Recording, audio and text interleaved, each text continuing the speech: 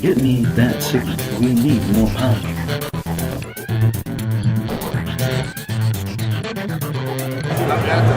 I'm talking to Todd Rowland from AEG. Todd, how are you? Doing quite well, doing quite well.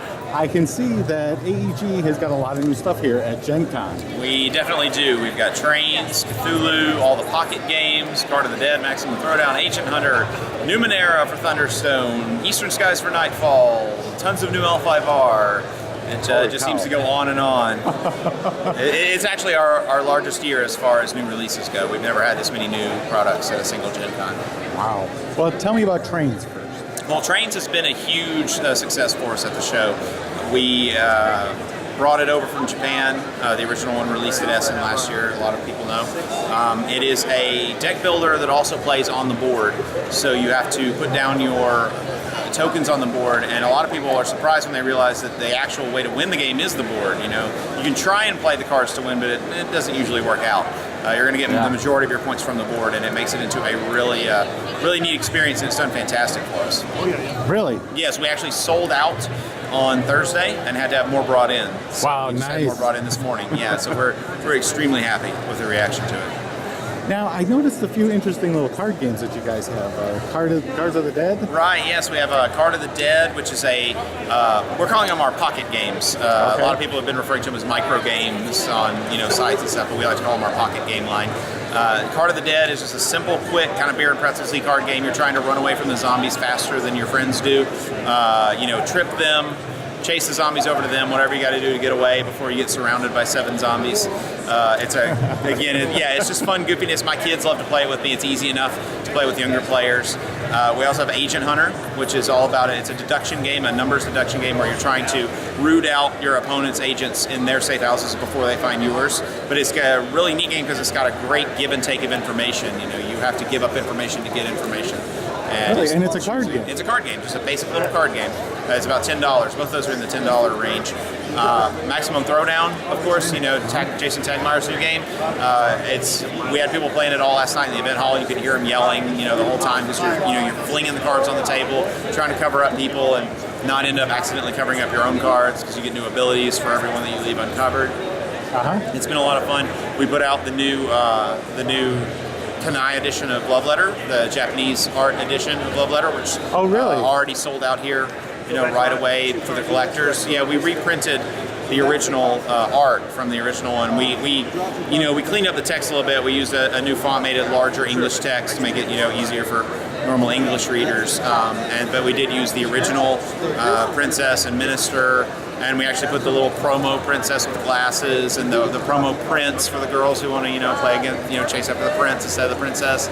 So we had all that. That game really surprised me. I had a lot of fun playing that game. It surprised us. To be honest with you, it surprised us too. We've been taken aback by how well it's done. It is hugely successful for us. We're just really thankful that gamers have embraced it and they're playing it with their families and their friends, and then they're picking it up, and it's been a good year for Love Letter, and we've got a lot of fun stuff planned for it in the future. Now, what about your expansions?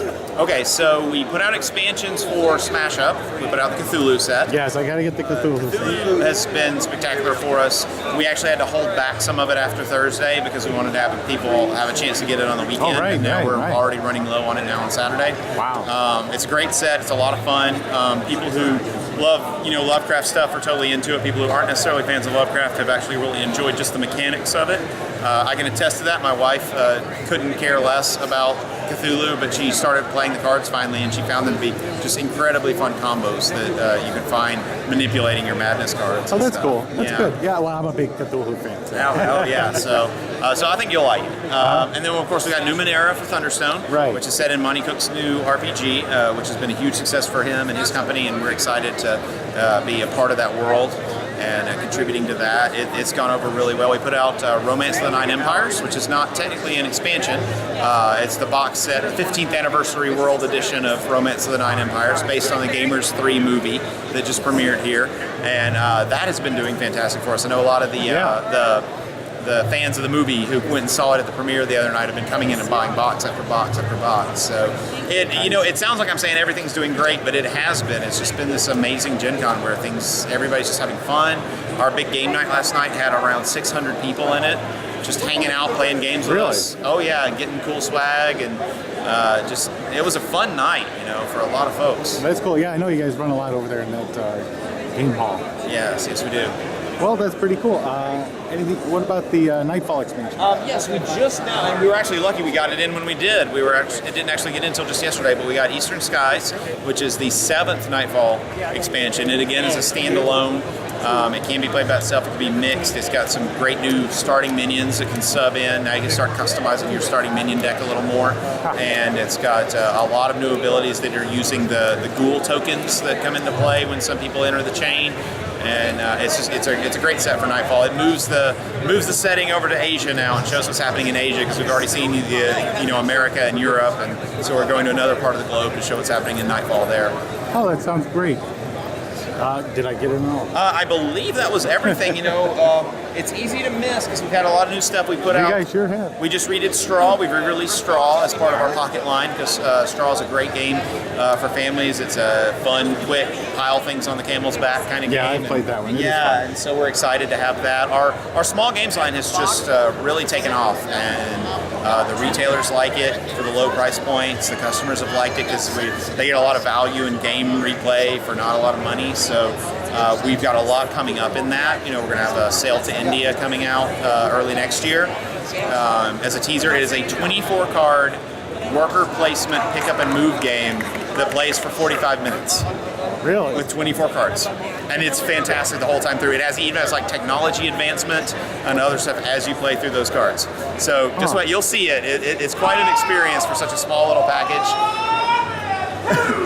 People yelling. And then we have Cheney Mages coming out at Essen, which is another Seiji Kanai game, betting on the monsters in the arena. We have My Star, which is another game by Seiji, which is about geisha attempting to increase their clientele and influence people in the city. And then just many more games. In the small game, we have Valley of the Kings coming from Tom Cleaver. It's about essentially you're a pharaoh. You all play as pharaohs, and you're trying to pack your tomb with the most treasures before you die, more than the rest of the guys. Who dies with the most wins. And it's got a really neat mechanic for getting the treasures, because it sets up a pyramid every turn. And as you take things from the bottom, the pyramid collapses and makes things more affordable. So you have to manipulate the way the pyramid collapses. Yeah, it's a really cool little game. And again, it's in that little pocket game line, so it'll be an easy pickup for a lot of people. Wow, you guys are definitely keeping busy. That's for We're trying. Keeping busy, that's a great term for it. So fun isn't easy sometimes. So no, you got to work for that fun. Yes, you do. All right, Todd, thank you so much for talking. Thank you, Elliott. It was great talking to you. It needs that signal. We need more power.